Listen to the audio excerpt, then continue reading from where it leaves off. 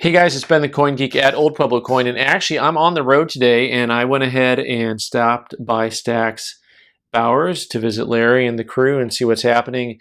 And so I'm just going to show you some stuff, and you guys can read and react, and just tell me what you think of these guys. Some of these are coins that you've undoubtedly seen, and some of them you've seen in books, and some you've seen in person, and I'm guessing most of them you haven't seen up close in this type of grade. I'm just loving this early half cent. Look how poorly that's engraved. And what I mean by that is the word half and the word cent don't even look like they're even. Parallel? Is that a word? Is parallel still a word? I think so. But nice even wear in the 1794 piece. Also, XF45. CAC approved, and I'll tell you what, I approve because I thought that coin, when I was looking at it, I hadn't actually looked at the grade yet, and I'm like, yeah, that's beautiful. Nice middle XF, just lovely chocolate brown. Ballpark, Larry, Larry is sitting over here across from me. You might not know the ballpark on all these, but if you've got an idea, you can say it. If not, it's okay. You know what happens is on a lot of these coins, you know, it's like they're coins that you see in a book, and you're like, wow, that's got to be worth $1 billion. And then you find out later, it's like, yeah, it's close. So I'm super excited about this coin because $2.50 gold pieces from this time period are super scarce, like the classic head. This is actually a coin that I've never owned. Me either, honestly. So, how many years were these made? Do you remember offhand? They stop in the. They're really low mintages. They're hard to find. Honestly, they're all cleaned, and that's what I love about this one is that this 61, it's nice. It's a 61, and you know it is beautiful. It's got kind of proof-like fields to it. So I'm gonna have, yeah. So I mean that half cent's going to be north of $5,000, south of 10, I think, if I saw that right. While I look at the next coin, Larry's going to tell me. Larry's going to tell me on that 2.5. Well, what I really want to know is the years that they made the classic heads, because it's just escaping me. So not a series either one of us collected. Well, I mean, how do you? How can you? Okay. Speaking of how can you? Oh boy. So yeah. Talk about surface quality. You know, I just got done looking at some world coins here that actually had the same surface quality to it, and I was just yapping on about how is this not a specimen? How is this not a how is this coin MS65 CAC approved? That is otherworldly. Once again, you know, how is it not a proof? Look at that coin. I mean, it's not PL or proof, and I've never seen a finish like that. It's a phenomenal, you know, like some of the cap busts, especially the 34s. The 34s can get really nice. That's stunning. You look at some of like Dale Friend's old collection; they have $50 and things like that. PC says it's incredible. Yeah, that coin is maybe one of the prettiest U.S. coin series. I think if they're in high grade. Off the hook if they're in high grade. Looks like that type they for the 2.5s, 1821. Yeah. Like it's just like a 6-year. Yeah. Not a long 6-year window on that.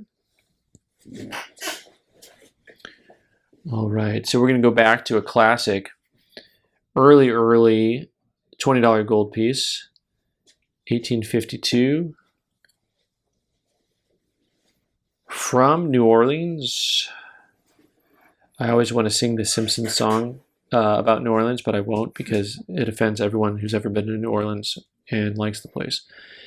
1852, but for coins and coin collecting, 1850s New Orleans, could you imagine what that was like? Man.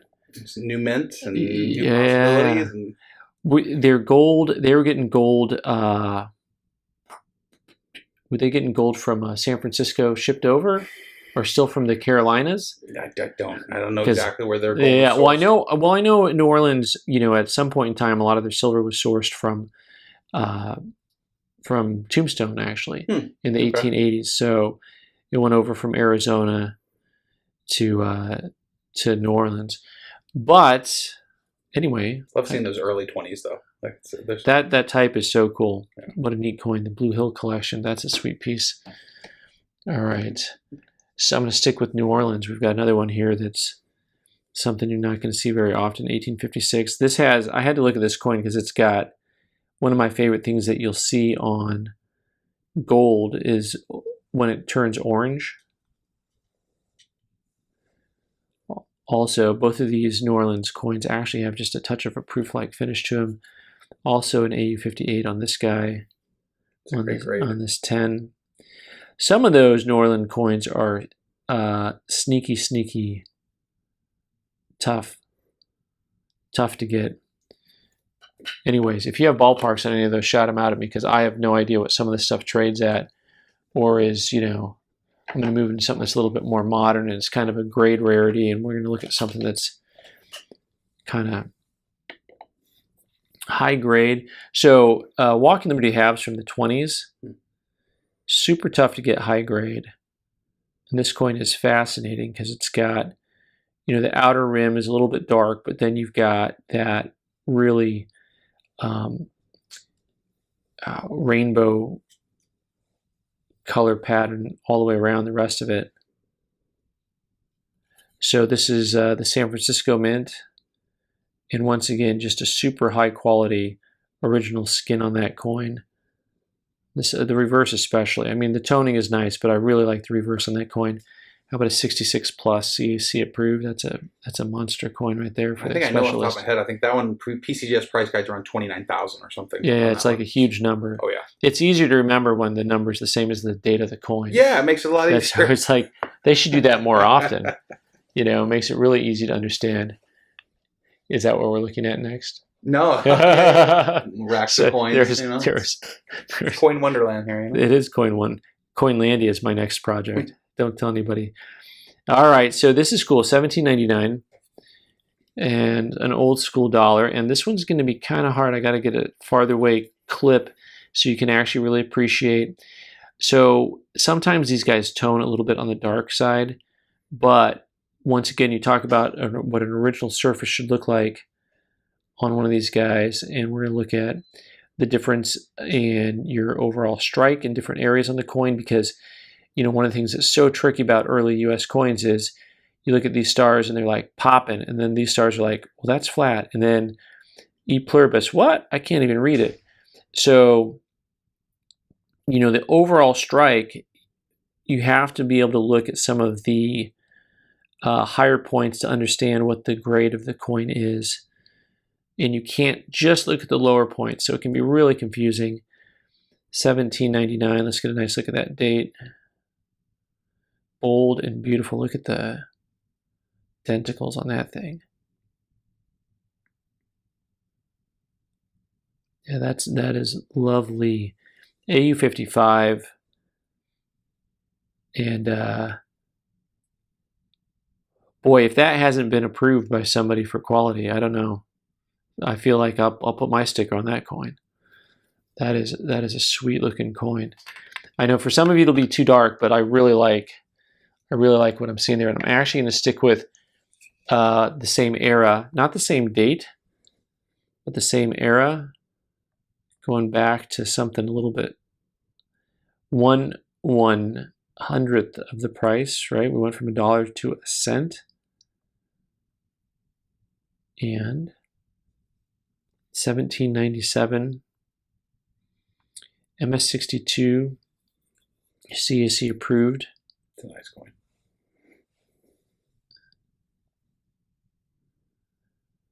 Yeah, very nice coin. A little bit harder to get through the plastic here and get a nice angle because, you know, same thing where I had to back up a little bit so you could really kind of see the quality of that dollar. Same thing here where you got to kind of almost get the long view to really understand what you're looking at when it comes to that coin. Something that you're not going to have to look too far away at to understand just kind of what the quality of the coin is. Let's take a closer look at this guy here. 1880. I like the fact that you can almost see some of the proof finish in the hairline on this coin. So this is actually a proof Morgan. A lot of proof Morgans known for having that dark tone and dark finish. You'll see lots of proof coins from anywhere from like that post-Civil War through, especially it feels like the end of the century, where they can go kind of a nice blue and some pretty hues like this side has, but they can also go a little bit dark. But on this guy, you're talking about something that's a 67 plus CAC approved, and CMQ is that the official? That's the official title for the. Is this officially? I know it's got the Stax Bowers logo, so is it called the Stax Bowers? It's got David Hall as one of the people that actually looked at this and actually approved it right off the bat. And, I think one of the things that I called out right away on this coin was this thing that still struck out the most for me is that the fine, like the hairlines having almost a touch of the proof field shining through, which was really cool. Oh yeah, gives it some dimensionality when you're moving it around. That's really neat. All right, so I'm gonna take all of these. Can I get a to-go order here? Yeah, of course. Okay. Of course, I'll bag it up for you. Right. Do you have shakes to go? Yeah. I should have said you have fries to go with that shake. I'm sorry. I'm not good with the colloquialisms. So this is for the $20 gold piece lover in you and me, the high relief, which is such an epic coin, both in style and just grace and beauty. Until you've really held one of these, in a book, when it's just a flat image, you can't really appreciate just how different it looks from a normal, from the Latter-day Saint Gaudens. But in person, I mean, even from across the room, you can see this in a showcase, and you'll see it like they just pop.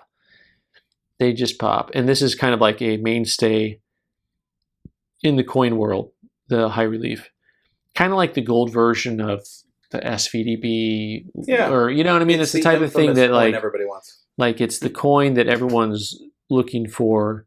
That just that popularity just kind of keeps them going forever. It's a great example of demand outstripping rarity necessarily, or outpacing.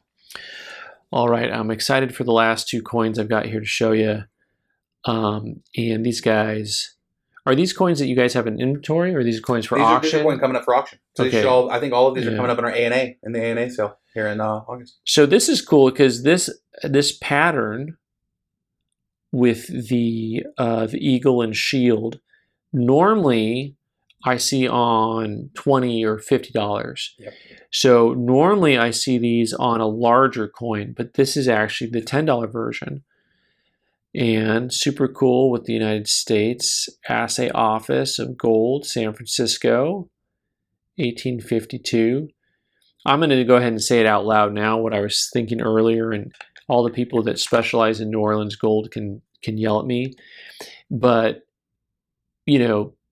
I'm pretty sure that they were shipping the gold from San Francisco, even though they had a mint there, that there was so much gold coming out that the New Orleans gold, some of it was sourced from San Francisco, but, go ahead now. Everyone can correct me on that. Let's say that's Central America, right? It was going from San Francisco to the East Coast. I'm not sure exactly where. And then when it went down, right?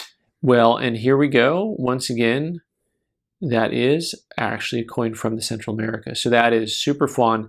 It's such a neat coin. And the Central America story is going to help it out even more probably, but that's... I got too many Probably things. Why it survived. I got too many things to look at here that are like, but I'm super excited to show you this guy. Once again, talking about coins that are in thick cases. So this is a $50 gold piece. So just to put that in perspective, they are 2.5 times the size of a $20 gold piece. They're every bit of it. Like you just feel it from the get-go on these bad boys. And so this one, 1855. This is a Wass Molitor and Company. So it's a private issue gold coin that circulated. And so I'm so excited by this type of stuff. San Francisco, this is stuff that I just don't get to see very frequently. And so it's fun to be able to share it. Maybe I'll bring something from California home with me, huh? Just not these ones. I'll have to go to In-N-Out Burger and get myself a shake there. There you go. It's not bad. It may be cliche, but you know what? Double with grilled onions, folks. I'm just saying. It's a thing. Lovely coin, XF40. The strike quality, the finish was all over the place on these things, private issues. I'm just super delighted to be able to hold something like that. So guys, leave your comments down below. Let me know what you think about the coins we looked at today. Thanks so much for joining me. I'm Ben the Coin Geek. You can subscribe by clicking on the owl button in the corner and watch more videos on the right side of the screen. Thanks.